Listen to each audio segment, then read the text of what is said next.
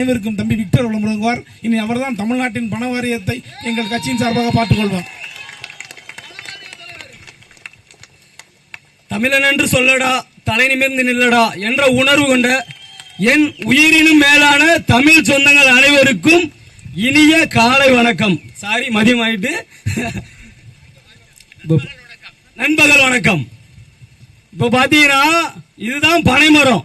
இந்த பனைமரம் வந்து தமிழ்நாட்டின் தேசிய மரம். எப்படி? தமிழ்நாட்டின் தேசிய மரம். ஆனா இந்த பனைமரத்துல இருந்து இயற்கையா கிடைக்கக்கூடிய பணங்கள்ல, அதாவது எங்க அண்ணம்பாடியில பணம் பாலை, பத்திரகாளி அம்மன் பாலை, நம்ம தாயோட பாலை இறக்க தடை. தாயின் முளை மார்பில் பால் குடிக்க கூடாது என்று கூறிய அரசு தமிழ்நாடு அரசு. இது ஒரு அரசு, மானங்கட்ட அரசு. இதுதான் திராவிட மாடலடா. ஒரு நாள் பாருங்க, ஒரு நாள் என் அண்ணன் சீமான் வருவாரு.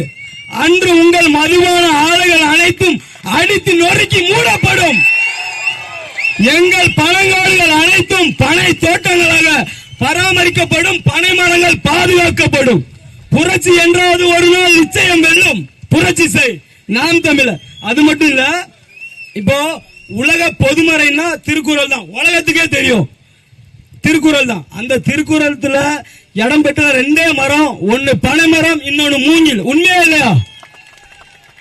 நான் வந்து டிகிரி முடிச்சிருக்கேன், போப்ஸ் காலேஜ்ல டிகிரி முடிச்சிட்டு பனையற தொழில், நம்ம பாரம்பரியமான தொழிலை விட்டுறக்கூடாது.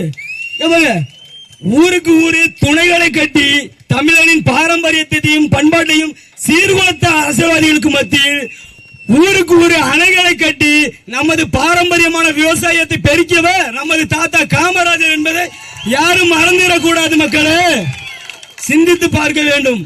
மாடு மேய்ச்சவனை படிக்க வச்சாரு. உண்மையா இல்லையா? அதுபோல திருக்குறளை வந்து உழுதுண்டு வாழ்வோரே வாழ்வோர் என்பது திருவள்ளுவரின் குரல். ஆனா எங்க அண்ணன் சீமானும் என்னோட குரல் வந்து கல்லுண்டு வாழ்வோரே வாழ்வோர் என்பது இந்த பனைத்தமிழர் விக்டர் மற்றும் அண்ணன் சீமானின் குரல். சிந்திங்கள் மக்களே, சிந்தித்து செயல்படுங்கள், விழித்துங்கள். இல்லை என்றால் மது உண்டு வாழ்வோரே வாழ்வோர் என்பது திராவிட மாடலின் குரலாக மாற்றி விடுவார்கள். மக்களே, திராவிட மாடலின் குரலாக மாற்றி விடுவார்கள்.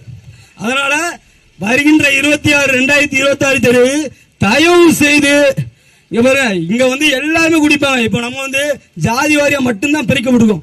நாடாறு, கோணாறு, தேவர், செட்டியாறு, கவுண்டர், வன்னியர், பல்லர், பறையர், படையாச்சி என்று ஜாதி வாரியாக பிடிக்கப்பட்டிருந்தாலும் நாம் அனைவரும் தமிழர்கள்.